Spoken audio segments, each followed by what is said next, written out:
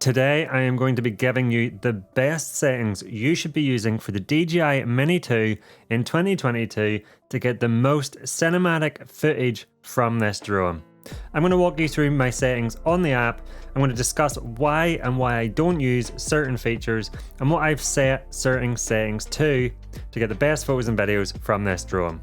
Let's jump right in. Okay, so I've jumped into the app, and as mentioned, I am going to go through the settings to let you know what features you should have on, what features you should have off, and what you should have certain settings set to for the most cinematic photos and videos out of the DJI Mini 2 in 2022. So I'm just going to go through each menu. Some of these things you won't need to touch, and some of them you will. So looking very quickly just under the safety tab, I'll just go down through these quickly. These don't really affect the quality of the camera, so to speak, but they might help you whenever you're out flying. So the flight protection, I just leave at the max altitude 120 meters, that's 400 feet. That's the highest you're allowed to fly a drone in the UK under the drone law. Max distance I just leave at no limit. And auto return to home altitude. So this is the altitude the DJI Mini 2 will fly up to if return to home kicks in and it starts to fly back to you. So what I'll do is I'll normally set this to be the height of what I think the highest building or object is in the area, and that way I know I'm going to clear it if return to home kicks in and the drone starts to fly back. That's normally around 100 meters. Then you have your options to calibrate your compass and IMU. We don't need to worry about that. Under advanced safety settings, I have it set so if the signal is lost, the drone will return to home. And I have emergency propeller stop set to emergency only. And I never carry a payload with my DJI Mini 2, so payload mode is off. Payload mode is if you're carrying or using an accessory in your DJI Mini 2. So if you've got the prop guards on, for example, or if you've maybe got like a 360 camera hanging off the bottom of it, you'll put payload mode on. Now on to control. So under units, I have it set to metric. I'm in the UK, that's just what I'm used to. And I have front LED mode set to breathing and just the standard front LED color. For gimbal mode, I have it set to follow mode. That's how you're going to get the most cinematic footage. The FPV mode simulates FPV. So what it means is it locks off your gimbal so that as you rotate left and right, instead of the gimbal compensating and keeping the horizon smooth, the gimbal will actually rotate left and right with the drone and give you more of like a fixed wing feel on your drone. It's fun to play about with, but I find it's not very good for cinematic video, so I just leave it in follow mode. Allow upward gimbal rotation you want to have on. That means the gimbal is actually allowed to rotate slightly higher than the horizon, and this gives you a few opportunities for cinematic moves. It allows you to start with your gimbal slightly higher than the horizon, and as you move the drone backwards, allows you to gimbal downwards towards the horizon, and you can get this really nice cinematic shot. It's also really useful for when you're exploring with the drone, just to be able to look up and see if there's anything above you, like branches and things like that, if you're in a forest area. And so that's a really useful feature to have on, practically for flying and also to get cinematic shots. Then we have the advanced gimbal settings, and this is really the secret sauce part of this video. These are the settings which are going to give you the, in my opinion, smoothest and most cinematic looking footage. So what you can do in this advanced gimbal settings section is change the speed and smoothness of the gimbal motions in the different modes, so cine, normal and sport. So I'm just going to go down through these and explain some of the decisions I've made when tweaking these values to get what I think is probably the most cinematic movement from your gimbal from the DJI Mini 2 in 2022. So first up we have the normal settings, and to be quite honest, this is the mode I normally fly in. I find when the drone's up high, to convey motion and convey the fact the drone's actually moving, I find cine mode to be too slow. Cine mode's great when you're up close to an object, and there is a lot of uses for it, but when you're high in the sky, I find cine mode's just too smooth, and sport mode's just too fast. So normal mode for me is that sweet spot. So my advanced gimbal settings are geared towards most of my cinematic footage coming from that normal mode. So we have pitch, speed and smoothness. So this is this motion of your gimbal. It's the up and down motion. So I have the pitch speed set to 10 and I have the pitch smoothness set to 20. And I find that just gives a really nice smooth cinematic motion to your gimbal pitch. Then I have the yaw speed and smoothness, and that is this motion of the drone. It's the left and right twisting motion of the drone. And I have it set to 100 and smoothness set to 4. And I find that's a really good trade-off between conveying motion when you're trying to get cinematic shots, and having smooth motion to make it really cinematic. Then I had my cine mode tweak. So like I say, I use this mode when I'm flying closer to an object. So if I'm close to a subject, I obviously want the drone to move slower to be more cinematic and to have more control. But at the same time, I want it to be smooth. So I have pitch speed set to 15 and pitch smoothness I have set to 2. Now this is actually down from what it's defaulted to because I find in cine mode I want more control over the smoothness. And yaw speed I have set to 45 and yaw smoothness 8. And I find that just gives a really nice smooth cinematic motion when you're yawing. Then I have sport mode. Now what I find sport mode most useful for is just getting into position quickly.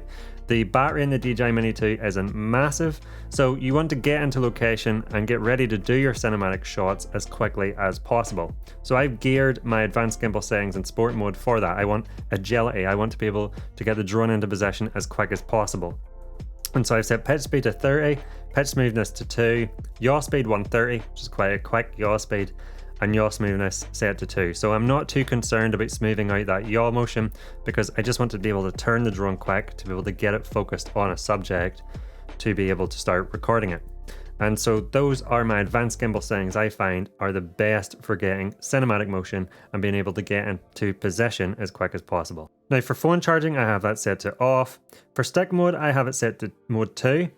And this is just the mode I feel most comfortable with. It's the mode that I have the muscle memory for, but really it doesn't matter what mode you use. It won't affect how cinematic or smooth your shots are. You just want to pick a stick mode which is most comfortable to you and that you can fly without having to really think, oh, if I push this stick that way, the drone will do this. If I move the stick this way, the drone will do that. You want the mode you've got the muscle memory for, and for me that's mode 2. For button customization, I actually have these both set to recenter gimbal. So the button in question is this one here, and I have it set if you tap it or double tap it, you'll recenter the gimbal. And what that means is if I double tap it or tap it, the gimbal will go straight to the horizon, no matter where it currently is. And then if I double tap it again, it'll go straight down. And if I double tap it again, it'll go back to the horizon. And I find this really useful for just being able to get them top-down shots really quickly, or being able to recenter the gimbal on the horizon really quickly. And that's the only function I ever really use, and so I just have it set tap and double tap to it. Now for the camera settings. So I'm in video mode to begin with. I have video subtitles set to off. Now, video subtitles are a overlay which you can turn on if you turn on subtitles on your video, which shows you all the metadata about your drone, about how you're flying it, about the inputs, where it is, etc. All the settings that get overlaid over your video. And this can be useful if you want to look back at a clip and know the exact settings that were being used for that clip at the time. But I find I don't really use it, and so I have it set to off. Now these next settings you absolutely want to have on to help you get really cinematic and properly exposed footage. So you want histogram on, and your histogram is this little graph here, and this graph will show you how well exposed your image is and help you expose your image correctly. You also want overexposure warning on. Now your overexposure warning will show as zebra marks over an area which is overexposed. Now if you have an overexposed area, which you can see currently around this rocket lamp, you can see these zebra marks. That means that that area is overexposed. The highlights are far too blown out, and you will never be able to recover them in post. Now this is a strange example here with a lamp. Here's another example of a sky that is currently overexposed. You can see the zebras over it, and when you look at this in post, you can see that there's no clouds in the sky, it just appears completely white, and that is because it is overexposed. And unfortunately with the DJI Mini 2, there's not much you can do to bring them highlights back. So your overexposure warning will help you know when an area is overexposed and help you expose down so that you save them highlights. Then you want to have all your grid lines on. I have all of them on here, and you can see them on the screen. And what it just helps me do is either use the rule of thirds when I'm trying to frame a shot to make it cinematic, or to be able to center a subject in my frame perfectly dead center and keep it there when I'm recording a cinematic move. Transmission and the about section we don't need to worry about. And now I'm just going to change the mode into photo mode because I want to go back into the camera and show you some specific photo mode settings you must have on. So you must have it set to JPEG and RAW. There really is no point shooting JPEG photos only, and RAW photos allow you to recover so much more information from the photo in post. The ability to tweak and edit the photo you will have on a RAW photo over a JPEG photo is insane. And so if you really want to take the best photos and be able to edit them into the best photos, you need to be taking RAW photos. For size, I have it set to 4:3. Again, I don't think there's much point shooting in 16:9. You can always crop your 4:3 photo down to 16:9. So you might as well have the most area to play with when it comes to cropping. And so I have it set to 4:3. And then the settings remain the same: histogram on, overexposure warning on, and grid lines on, for all the reasons mentioned for the videos, to help you expose properly and to help you frame your shot properly.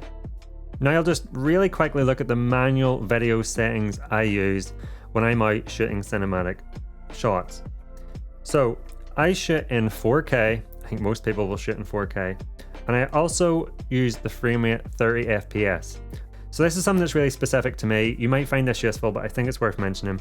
Why do I not film in 25 FPS if I export in 25 FPS? Well, I actually find when doing a yawing motion with the DJI Mini 2 in 25 FPS, it always ended up quite stuttery. And so the way I find to fix this is I shoot in 30 FPS, I never get that stuttery motion when I yaw, and then I can convert the footage down from 30 FPS to 25 FPS in post. And what this actually does is adds a really subtle slow motion to it as well, because you're lowering the FPS. And so that solves two issues for me. It stops that issue of that stuttery footage when yawing, and I get a slightly more cinematic feel because your playback speed is maybe 80%, something like that, and you just get that slightly slower motion. It just appears more cinematic. So that's super specific to me, but that's settings I use. Then, because I try and get motion blur as much as possible, I keep the shutter speed at 1/60. You want your shutter speed for motion blur to be twice your FPS, or as close to it as possible. And so 60 is twice of 30 FPS. For ISO with a DJI Mini 2, you really want it to be as close to 100 as possible. Once you start jacking up that ISO, you're going to start getting noisy footage. So 100 ISO is really what you want it to be. And then for the manual metering. So manual metering is an indication of how well exposed your image is. And so I'll always tweak the settings to try and get the manual metering to be slightly underexposed. I go for -0.3 or -0.7. And I find that just works really well when color grading in post to get the most from this little drone. I find if you slightly underexpose and then color correct in post, you just get the most detail and the most cinematic looking shot. So I always go for -0.3 or -0.7. And that's it. Those are the settings and configurations I use with the DJI Mini 2 in 2022 to get the most cinematic footage from this drone. So hopefully this has helped. If it has, please let me know by giving me the thumbs up and clicking that like button down below. And if you want to see more videos on the DJI Mini 2, if you want to learn more about the DJI Mini 2, I recommend checking out my channel where I have a ton of content to help you level up your drone game. And if you want to see some more of them videos now, then here's a few I recommend checking out. I'll not keep you back any further. Have fun with these settings. Let me know how you get on, and I'll catch you over at them other videos.